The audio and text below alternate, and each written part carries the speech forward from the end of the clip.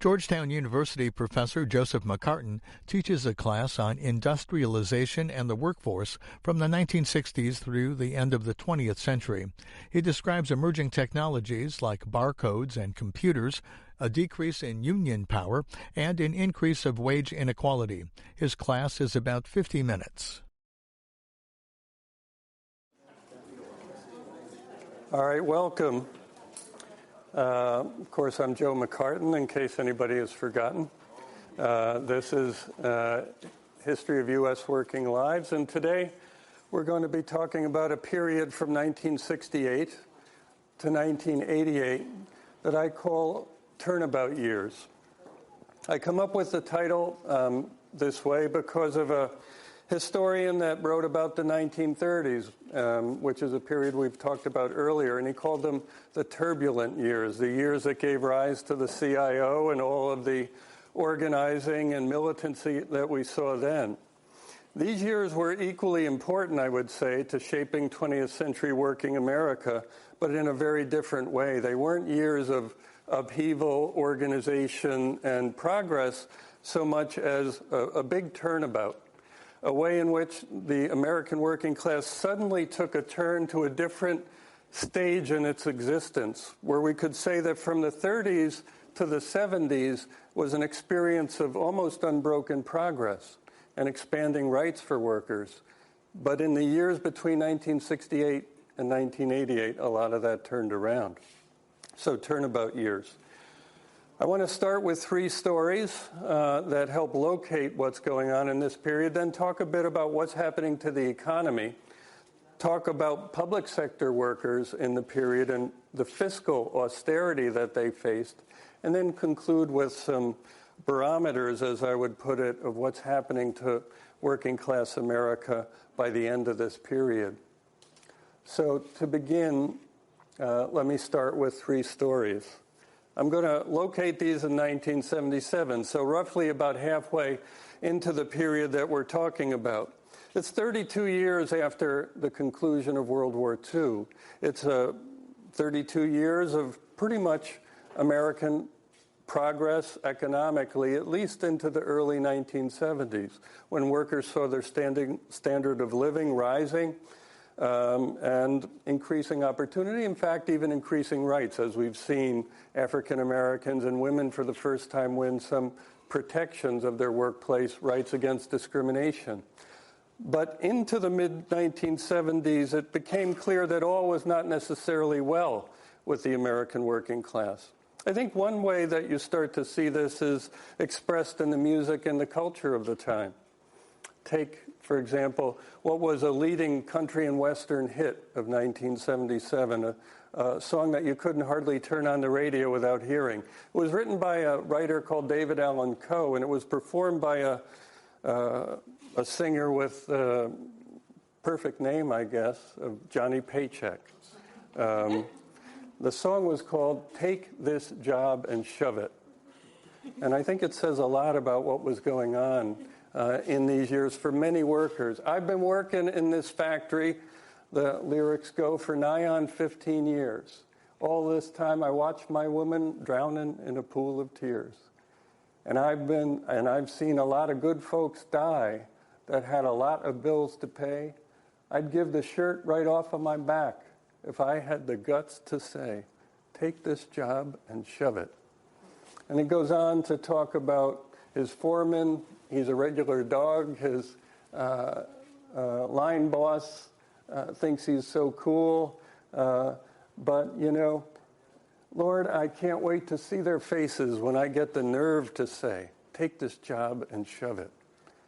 Now, that was an experience that a lot of people felt, even into the 1970s in their work in many workplaces in this country. And the angst of many workers in this time, I think, is expressed in those lines. The phrase, take this job and shove it, it turns out, I think, starts to take on interesting, deeper meanings in 1977, though. Consider first what was happening that year in Atlanta, Georgia. On March 28th of 1977, sanitation workers went out on strike in Atlanta. It was an all-African-American sanitation workforce. They were led by a fellow named Lehman Hood. There you see him pictured on the left with the then president of their union, Jerry Worf. Lehman Hood had been marching in Memphis with Dr. Martin Luther King in 1968. In 1970, he'd gone to Atlanta and helped lead the organization of sanitation workers then and lead them out on strike in that year. They ended up getting a union and, in fact, winning a pay increase as a result of that strike. But by 1977, the progress had seemed to slow in Atlanta. And what was really ironic about it was that the city, by 1977, had its first African-American mayor, Maynard Jackson. In fact, Jackson had been deputy mayor of Atlanta in 1970, when that earlier strike had happened. And he very courageously, in the middle of that strike, came out. He broke with his mayor, a white mayor named Sam Massell, and said, "You've got to help these sanitation workers. Their wages," he said, "are a disgrace before God." And in fact, he helped to turn public opinion and help win that strike for the strikers. He then went on to become elected mayor in 1973 with the help of that union, AFSCME, and with the help of that guy, Lehman Hood.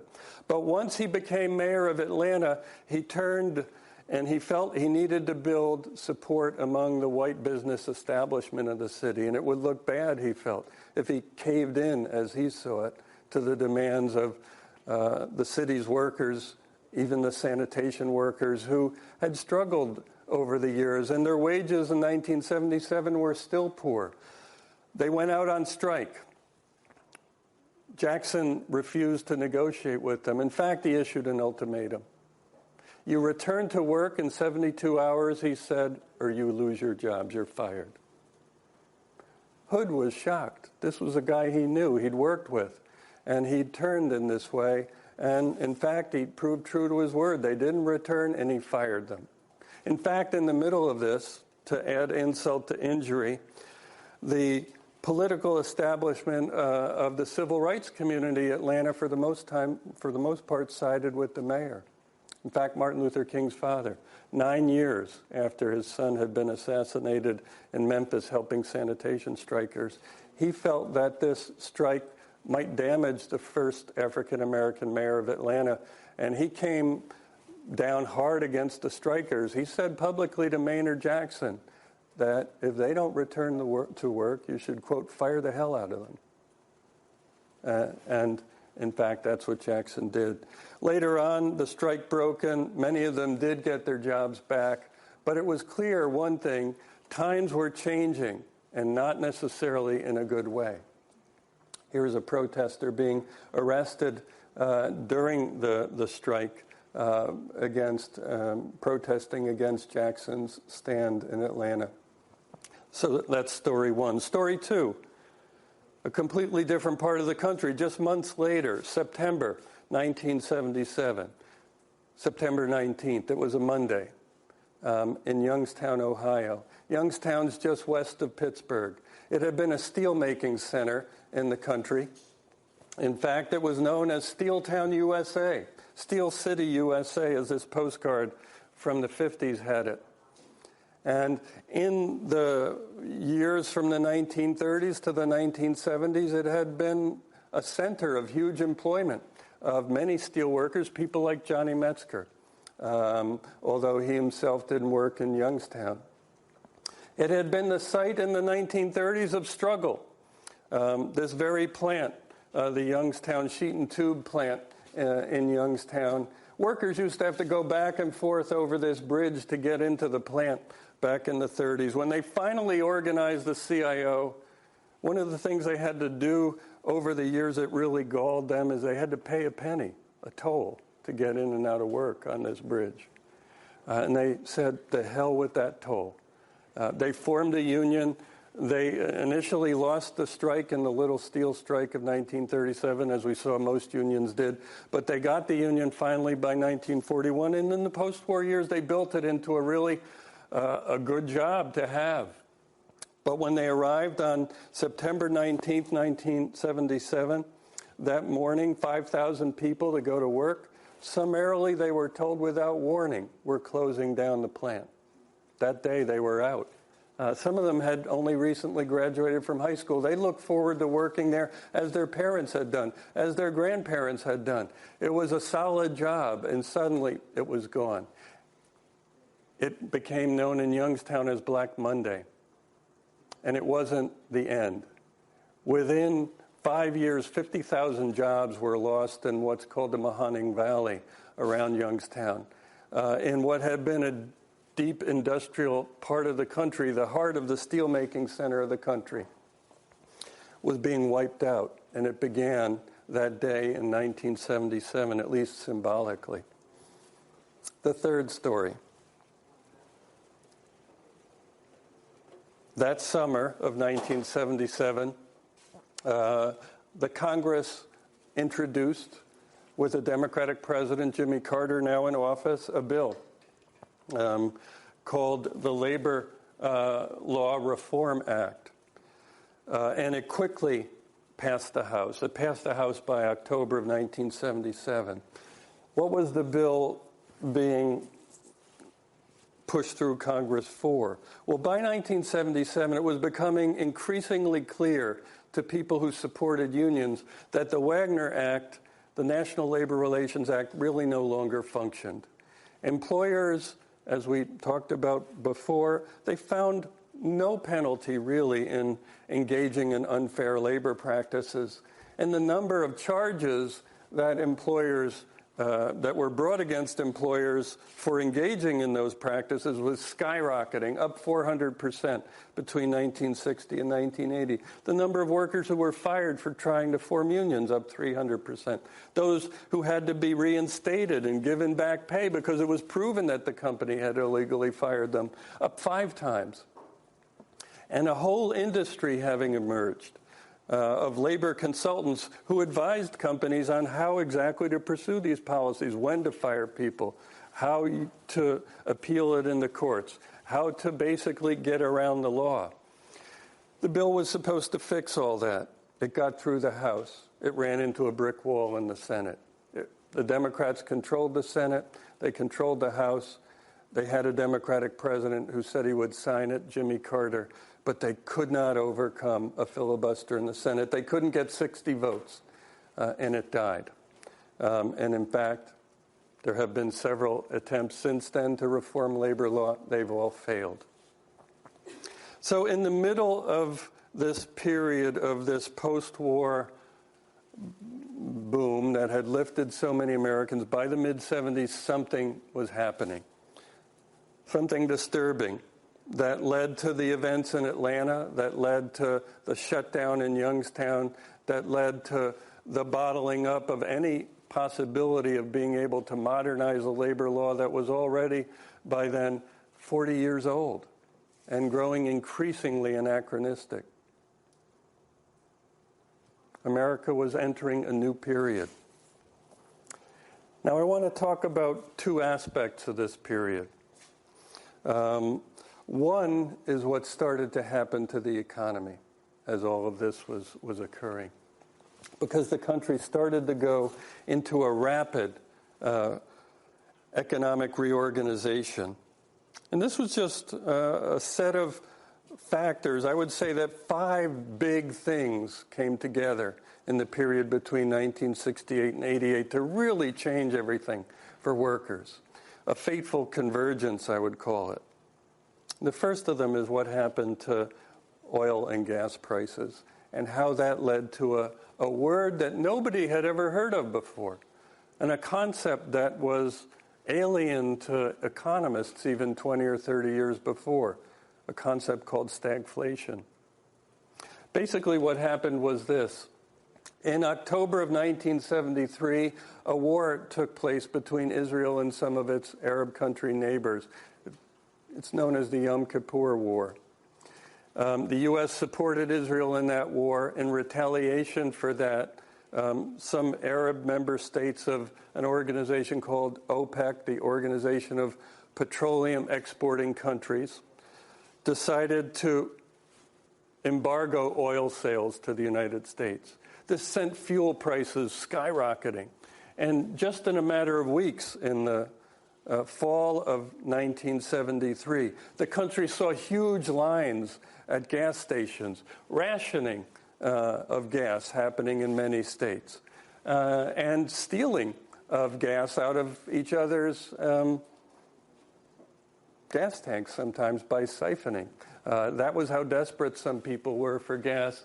I don't know if you can make out that one picture there, but it's a father and son saying, "Gas stealers beware, we're loaded for bear." And he's got a gun in his hand. Don't try to take gas from us.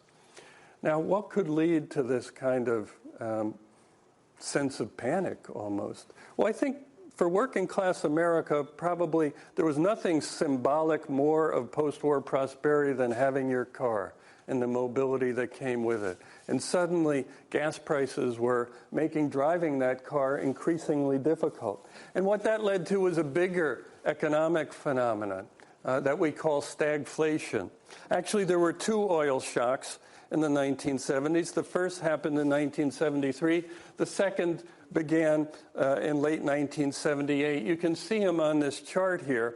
And what happened during these shocks is that prices skyrocketed at the same time that GNP growth plummeted. And when GNP growth plummets, that means unemployment goes up. Now, here's what was weird about that. Prior to the 1970s, it was a basic law of economics that unemployment and inflation tended to balance each other out. When unemployment was up, that meant workers were out of jobs, they weren't spending money, that would drive prices down. Unemployment up, prices down. If unemployment started to fall, that would tend to push prices up because people had money, they had jobs. But what happens when both rise simultaneously? That had never happened before. But as you can see in these periods, that happened. And it was given the name stagflation. And it's hard to exaggerate the degree of disorganization and fear that produced in many working class households that were simultaneously fearing losing their jobs in this crisis, but also at the same time seeing prices rise. It had a big, big impact. Look at the changes in consumer prices over the years. There was a big inflation spike during the war, one right after it, but then two big spikes in the 1970s, in which for a time inflation got up above double digits, more than 10% increase in the cost of things on average over the course of a year. At the same time that was happening, unemployment was also high, as you see on this graph. And that led to a tremendous sense of being squeezed by many Americans. What followed with that, what coincided with it, was just about total sudden stop in the growth of real wages. What that means is in the growth of the purchasing power of the average person's paycheck. What does a dollar buy, right? Now, all through the post-war years, there was a continuous rise in that. The purchasing power of the American paycheck grew over time. You could buy more with it, but suddenly, boom, it flatlined, as you can see, and even went down. The real average weekly earnings of workers suddenly made a downturn after 1973. What impact did that have on families? As you can see here, it meant that family median income suddenly stopped growing and basically flatlined. So individual income was declining. Family income was stagnant.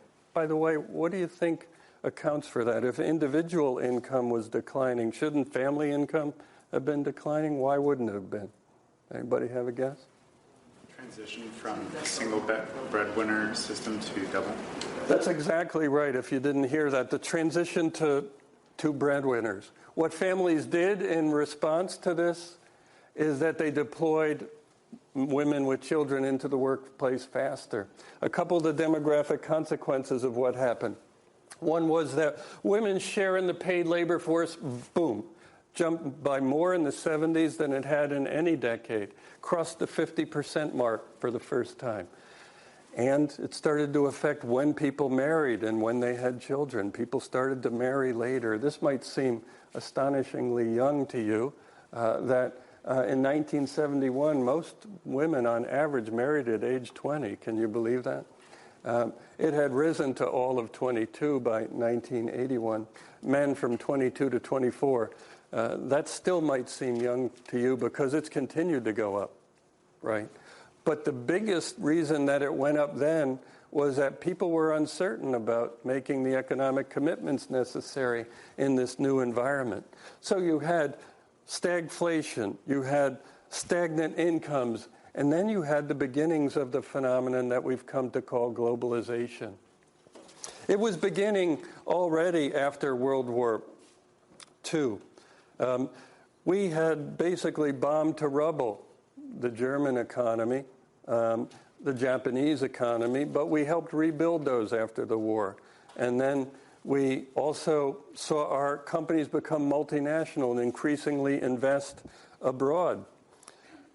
It got to, by 1971, actually for the first time, the U.S. imported more than it exported.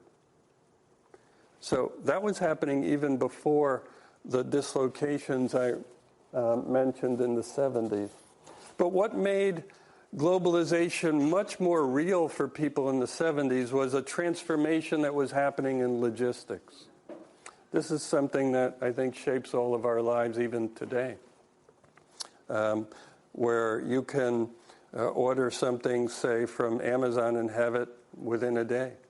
All of that, I think, can be dated to what began to happen in the 70s with shipping containerization.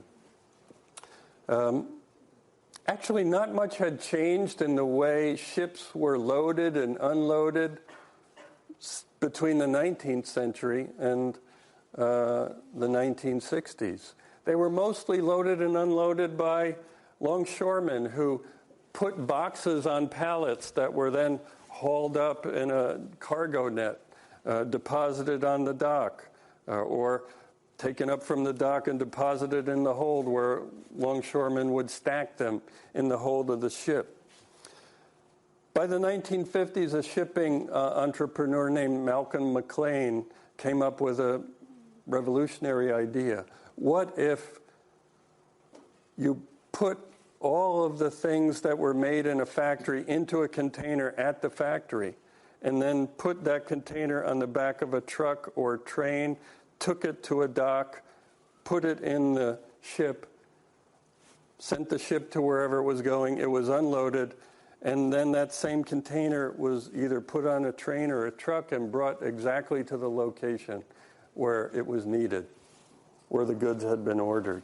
This would so streamline shipping, and that's what he did. He founded a company called Sea Land, and he shipped his first container from New Jersey to Texas in 1956.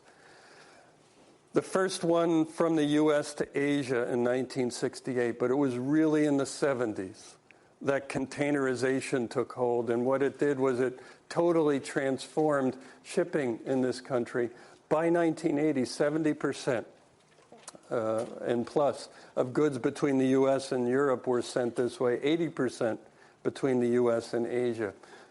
These giant ships, and if you're driving on 95 up past Baltimore, you see those big cranes that are meant to move those containers that ply now the Atlantic and the Pacific.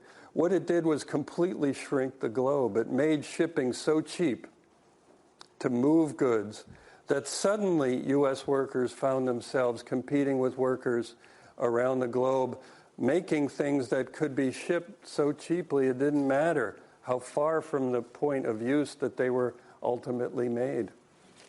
And what began to happen in response to that is the creation of global supply chains. Supply chains that made use of these technologies and could assemble a kind of global assembly line. Consider the automobile, the product that invented the assembly line, Henry Ford. Before the 1970s, almost all the parts in an automobile assembled in the U.S. were made in the U.S. By the 1980s, they could be made increasingly anywhere, and they could be brought here cheaply. And once these global supply chains started to emerge, that really changed things. And the way companies could make all of this logistical revolution work was in combination with other new technologies that really also took off in the 70s. The communications satellite, that meant that a corporation could be in immediate contact with any of its contractors around the world. The UPC code, the barcode, which was developed in the 70s and really took off in the mid-70s, that made it possible to scan an item in China later and to immediately know in the U.S. when it had been loaded, where it was anywhere in the world, etc. And, of course, the computer. The combination of those things changed the structure of the economy, and that was already going on by the mid-70s. With all of this, a fourth event happened. That is, corporations began to change in some fundamental ways, and their relationship to the market, to the financial market, also began to change. I'd say the first change is a change from a kind of capitalism that I would call managerial capitalism to one that I would call shareholder capitalism. Before explaining that change, let me say a few things about what made it possible. The 1970s saw the intersection of three things occur that made a financial revolution in the country possible. The first was that there was a tremendous increase in the pools of capital in this country that were looking for an outlet, a place of investment to get returns. Part of that was a result of the success of workers. They had won pension plans for themselves in the public and private sector. Part was a development of new entities like 401ks that were made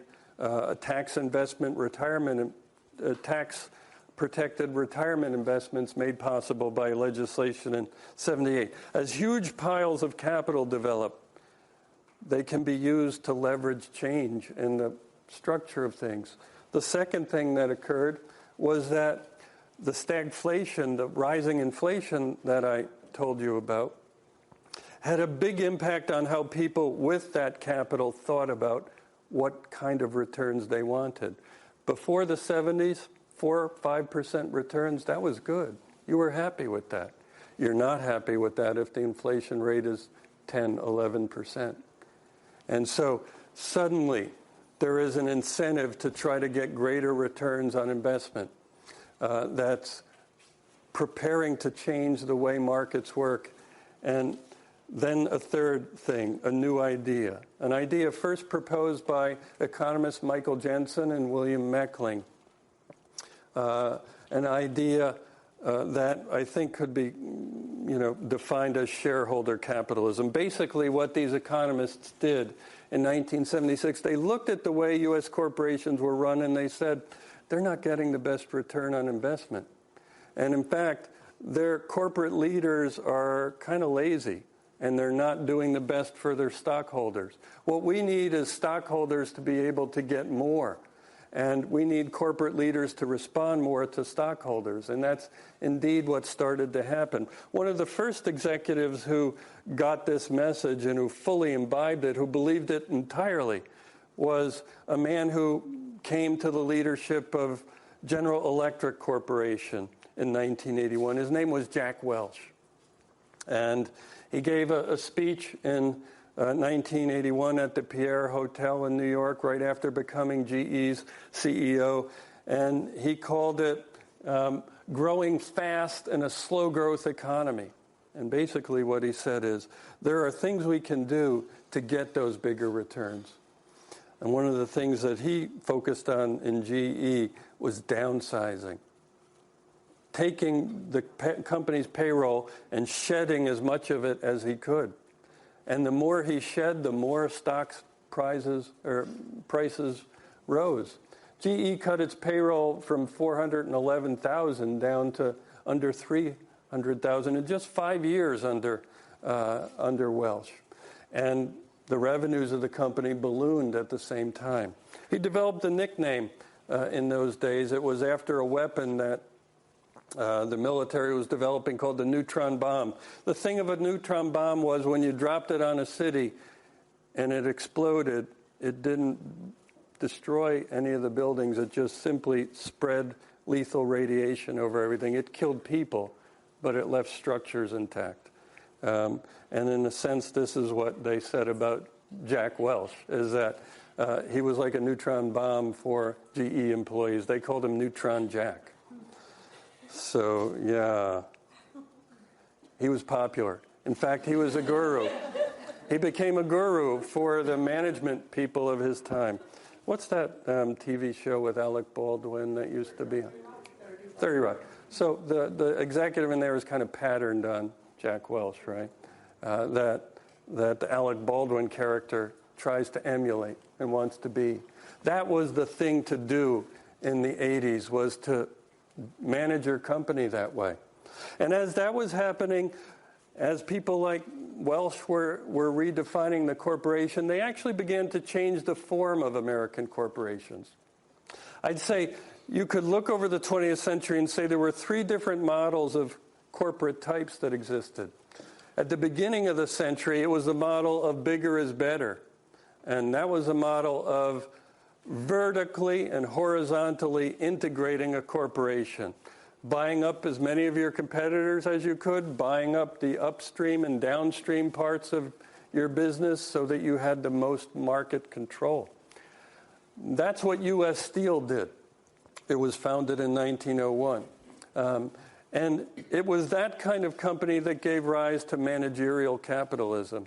What is an evidence of managerial capitalism? Remember how U.S. Steel responded in 1935 to the CIO? Anybody remember? By bringing in the police. They what? By bringing in the police. Well, not quite. Anybody?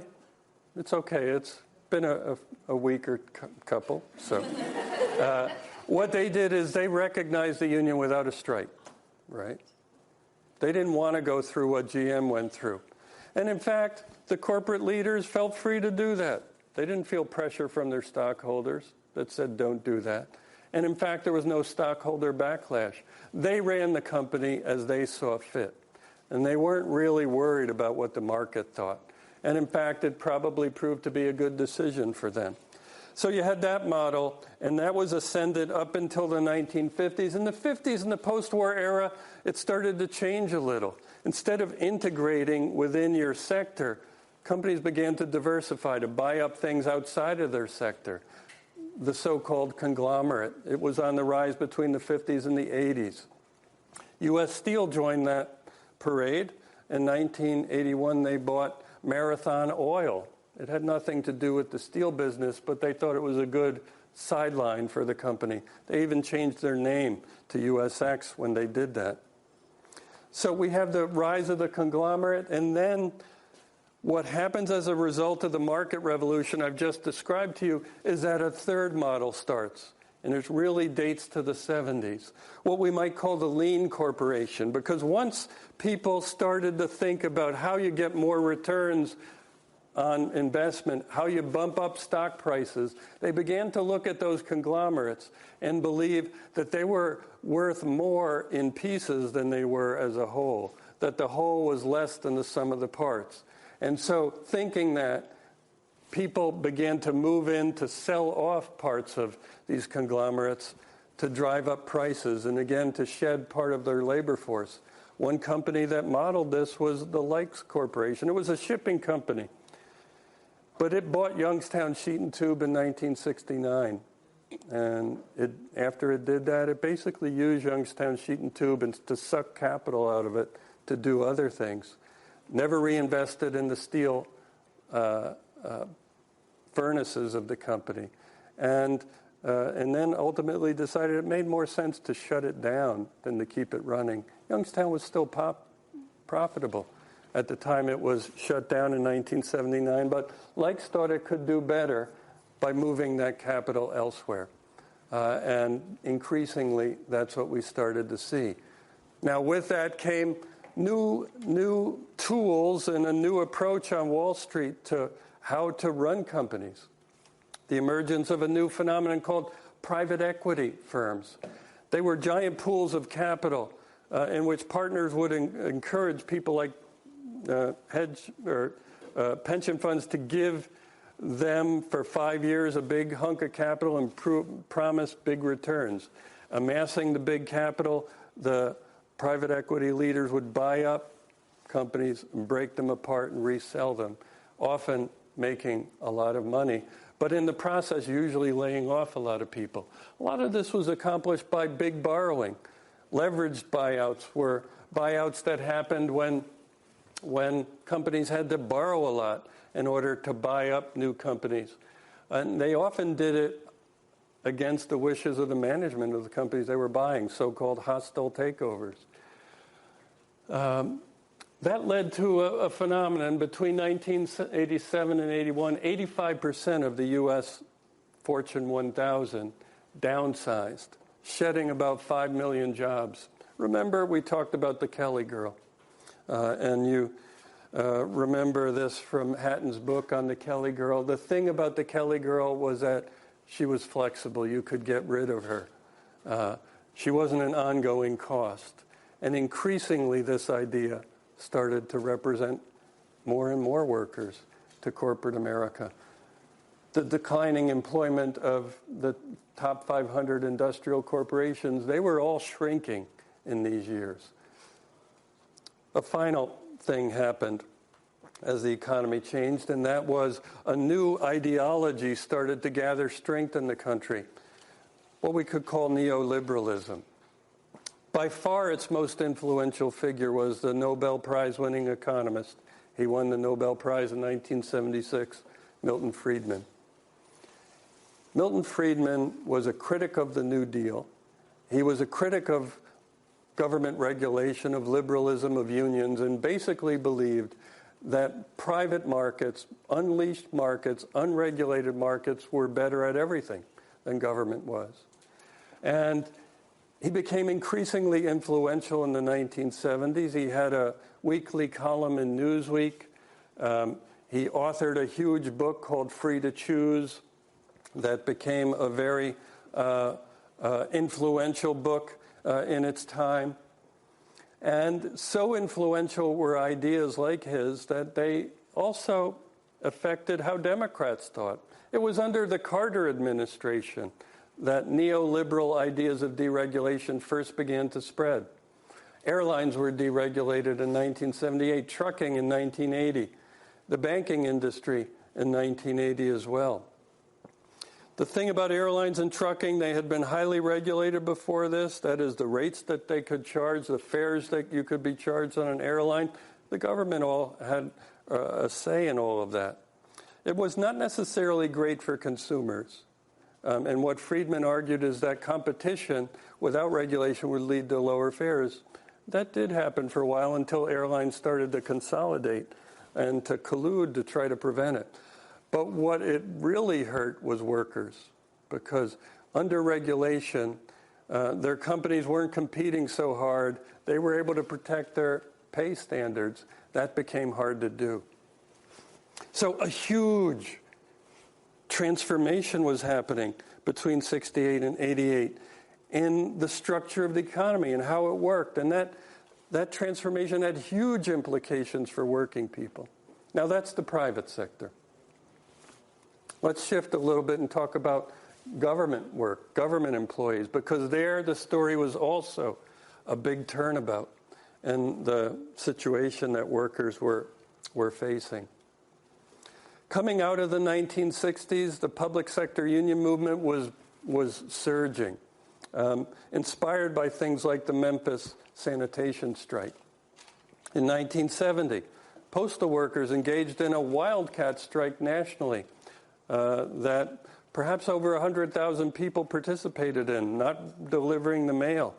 And in effect, they won new legislation that allowed the Postal Service to become the USPS now, a semi-governmental body, and for postal workers to have the ability to bargain over things.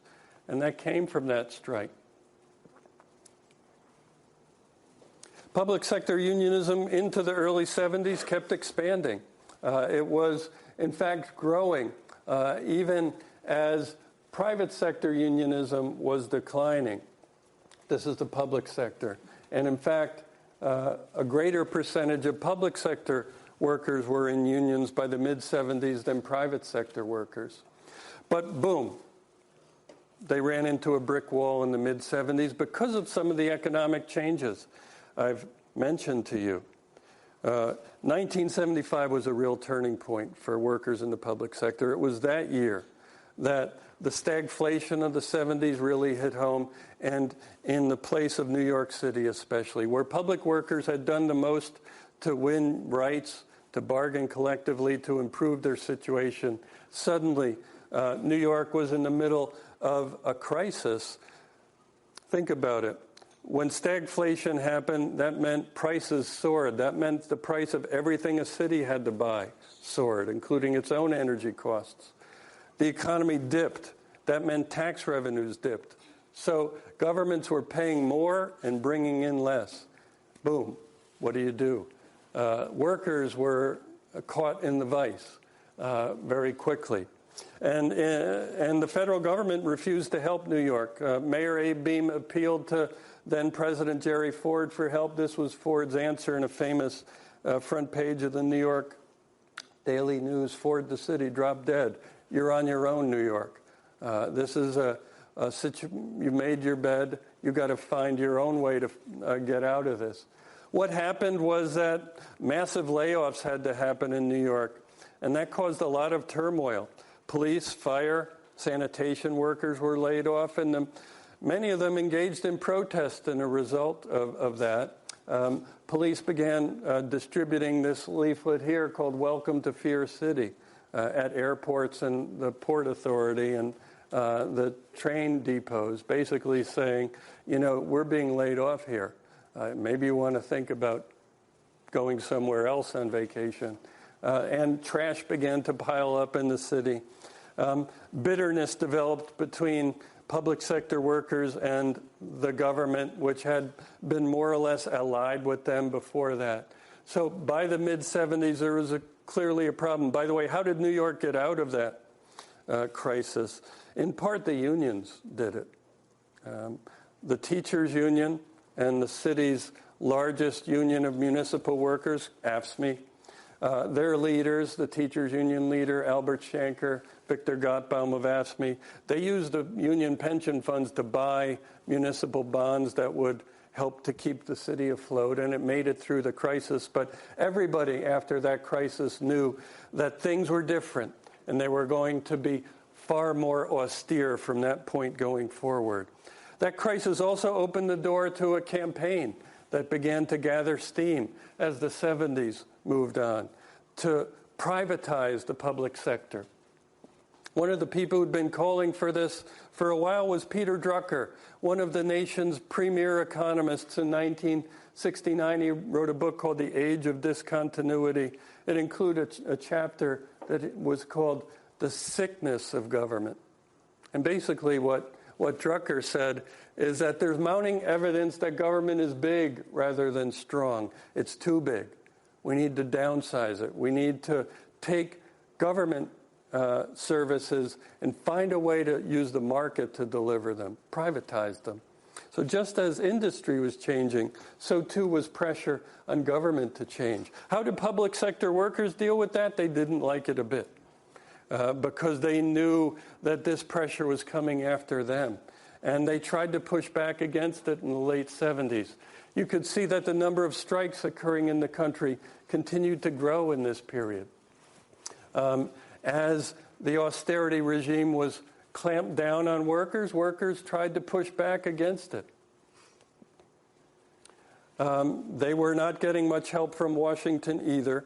In 1978, they wanted to reform the Hatch Act, a federal law that restricted what federal workers could do to be involved in politics. They also hoped to pass a Civil Service Reform Act that would give them the ability to bargain, federal workers to bargain over their pay. They weren't allowed to do that. Frustration was building.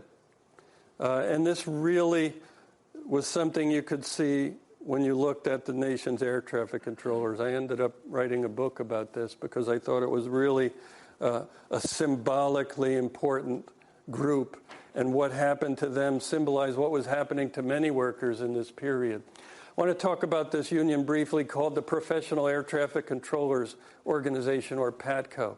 It was made up of men like this. This is a picture of air traffic controllers working on a radar screen in 1960. This was taken in New York in a hangar called Hangar 11 at then JFK, where they used to monitor with very old equipment planes going in and out of New York. It was in that hangar on a December day in 1960 that a terrible mistake was made because of the bad equipment. Planes were routed toward each other, and they had a mid-air collision over New York, killing many. The workers who were involved in that effort said, we have to end this. You know, they've been complaining for a long time about the outdated nature of their equipment. Those kinds of radar screens, they literally came off of battleships. They were old-fashioned and not up to the task. And these controllers had been complaining for years about the stresses of their lives, embodied in this cartoon from their magazine from this time. Two people who worked that day in 1960, Mike Rock and Jack Maher, they were both military veterans, working-class guys from New York, from the Bronx. They banded together. They said, let's organize.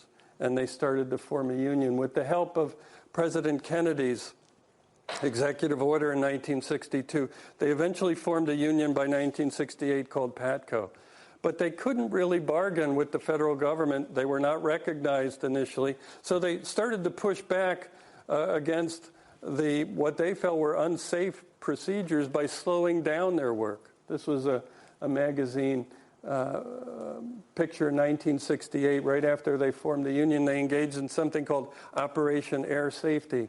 They just went by the book of how the instruction manual told them they should be working. And that slowed everything down. They said, we're not going to speed up until you improve our jobs. They eventually won recognition of their union and their first contract by 1973. This is their union president, John Layden, meeting with Richard Nixon. Here are some of the union leaders right after they formed their union. But over the course of the 1970s, they found that they were really unable to change things. And so they determined that when their next contract expired, which would be in 1981, that they would strike if they had to change the situation. These were buttons they started to wear by 1980 on the job. They knew their contract would expire. I'm going. That means I'm going to strike. This is a fist holding the headset that controllers used to wear. They were ready to strike, a blow for unity. They had gotten no real help from the Carter administration, so they gambled, and they decided to endorse Carter's opponent in the 1980 election, Ronald Reagan. And they thought, and Reagan wrote a letter to them, said, I will help you if I am elected. But once Reagan was elected and they tried to negotiate with him, they found that they were not getting what they wanted. They actually did go on strike. On August 3rd, 1981, they went out on strike in airports and control centers all over this country. About 11,000 of them. They basically froze air traffic for some days. And what Reagan did is exactly what Maynard Jackson had done in Atlanta in 1977. He said, you have 72 hours to return to work. If you don't, you're fired. They didn't return. They thought that the country couldn't possibly operate without them. And they were fired. And they were replaced. And it took years to get the system back up to speed, but the government had the resources to do that. And it constituted a huge turning point. So, to bring this around to a close, then, a huge number of changes had occurred. The economy, the power of public sector workers, all of this had begun to change rather rapidly. By the 1980s and in the aftermath of the PATCO strike, you could see that some important barometers were measuring danger for working people. One was that after PATCO, workers in general found that they couldn't strike anymore effectively.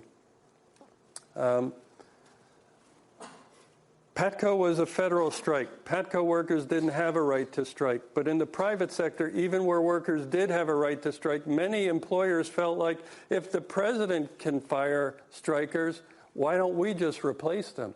And that's what began to happen in strikes like the Phelps-Dodge strike of 1983. Remember Jack Metzger in the 1950s? Strikes were so common, and they were a measure of working class power and the ability of workers to get things from their employers. All of those strikes had happened with a precedent on the books that dated back to the 1930s that basically said when workers strike for higher wages, employers can replace them if they want. Now, most employers didn't do that before the 80s. And in all of those strikes in the 50s, there were very few efforts by employers to beat those strikes. But that precedent started to now be brought into effect. When copper miners went on strike in Arizona, they faced replacement workers. The National Guard was called out to break their strike. Other strikes by Hormel meat packers, international paper workers, Greyhound bus drivers, they were all broken. And as workers saw strike after strike broken, you saw the number of workers and strikes sharply diminishing. As workers saw that they really did not have the power to strike anymore. That led to a second thing. When workers no longer had the power to force their employers to deal with them, what began to happen is that productivity and wages began to diverge. All through the post-war period, workers were able to ensure that if they became more productive, that their wages would rise with their productivity. After 1973, that began to change. Productivity kept rising. Compensation stagnated. Workers didn't have the power to force companies to do anything about that. And what did this lead to? A final thing. This post-1981 period saw increasing inequality in the country. Inequality that started to recapitulate something that existed before the Great Depression, but had been diminishing since then. Inequality was on the rise. So all of this happened in these turnabout years from 1968 to 1988. But now just a final thought. So I talked about the things that were happening in 1977 in Atlanta, in Youngstown. In rural Mexico, about 3 hours from New York City, something else happened that year. A young boy named Eduardo Gutierrez was conceived. He would be born the following year. We'll be reading about him and talking about him in the book that we'll be discussing when you return. And what we'll see is that his family, too, was starting to be affected by these same things. And these things would bring him to this country. And how his story then intersects with this larger story is, I think, something we'll see that deeply speaks to us in our time. Okay? Thank you very much.